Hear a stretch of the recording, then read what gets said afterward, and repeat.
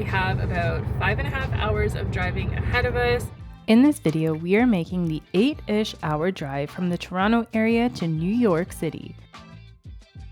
We have officially made it to New York. I'll be sharing some of our journey and what we got up to the first night exploring. It's 4:30 and we are about ready to hit the road. We're going towards Kingston, so it should probably take us about 2 hours to get there, and then we're crossing the border to head to New York. Our morning started at 4 a.m. and I was not making breakfast before our drive. So our first stop of the trip was at McDonald's for some coffee and breakfast sandwiches. And then our real drive began. With no stops, the drive should only take about 8 hours, but we had planned for numerous stops along the way to stretch our legs, and obviously we needed caffeine and snacks.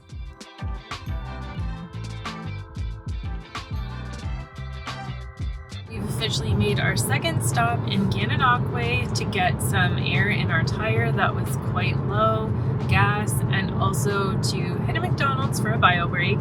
I just gotta find the PSI on this. Our first stop was not planned. It was a bit urgent as Alan noticed one of our tires was losing air, a potential road trip nightmare, but we found a spot pretty quickly, and any crisis was averted. And now we are approaching the bridge to the USA.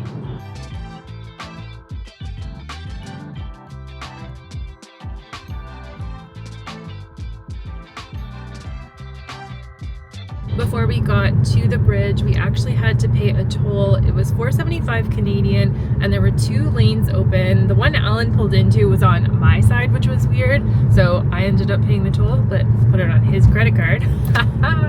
Anyhow, we're over the bridge now and approaching the border crossing.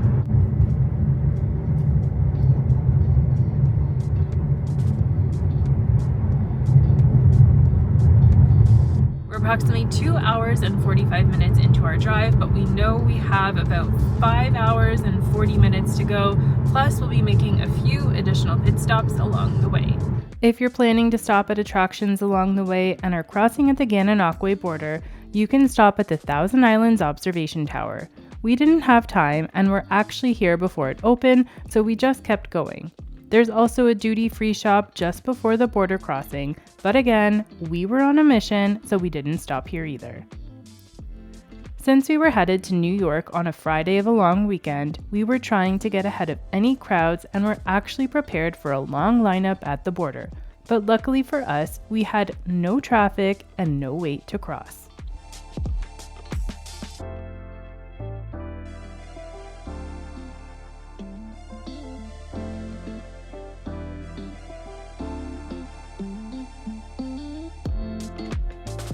We're here at the border crossing right now, and there is not a single car here. Got our passports ready, and we're gonna be on the other side in New York momentarily.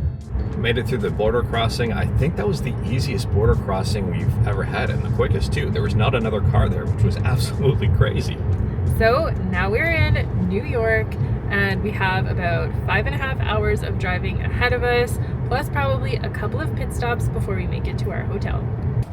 Stop number 2, and we had to go to Dunkin' because America runs on Dunkin', and this morning, so do we. Cheers. It was technically our third stop of the trip, and we needed to try out the Munchkins to see how they compared to Timbits. I still like my Timbits better, but please don't come for me in the comments. Then for a late lunch, we stopped in at Clemson Brothers Brewery, which was a slight detour off our route, but definitely worth it.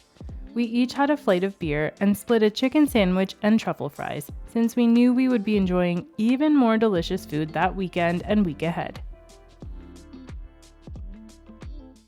And after that, we were only about an hour and a half away from our hotel in Manhattan. So with some newfound energy and excitement, we carried on the long drive. At this point, we were at approximately 9.5 hours into our trip. So overall, the drive took us 11 hours from door to door.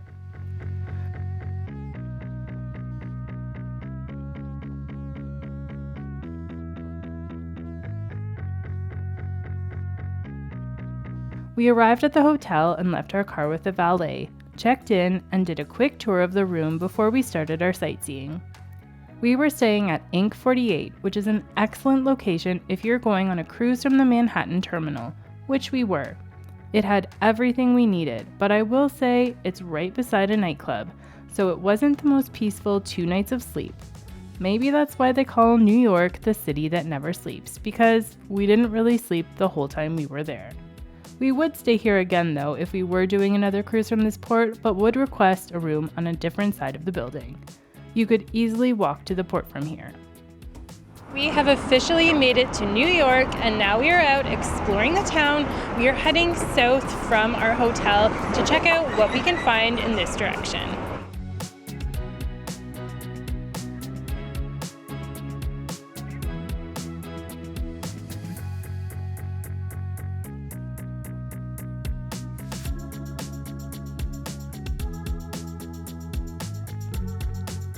Our first attraction on my list was the Hudson Yards to check out the vessel. However, I think it actually looks like a hive or a wasp's nest, so we call it the Hive.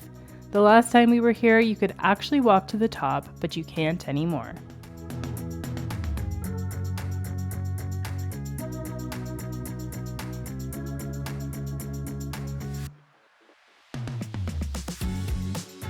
Then we took the Highline pedestrian path to start heading even further south in the city. It's a great path to avoid crossing the streets and enjoying some foliage and greenery.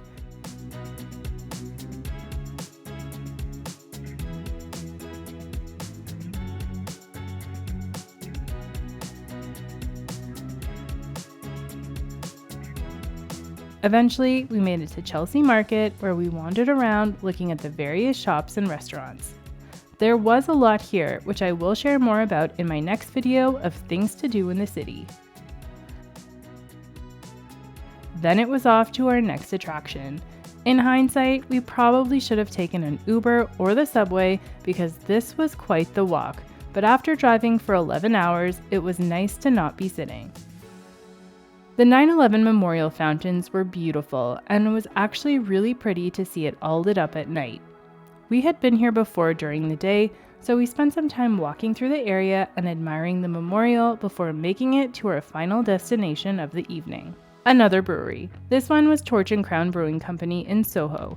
Sadly, they don't do flights here, so we each got a pint and the Lou Burger, which was delicious and much needed after 6 hours of walking around the city.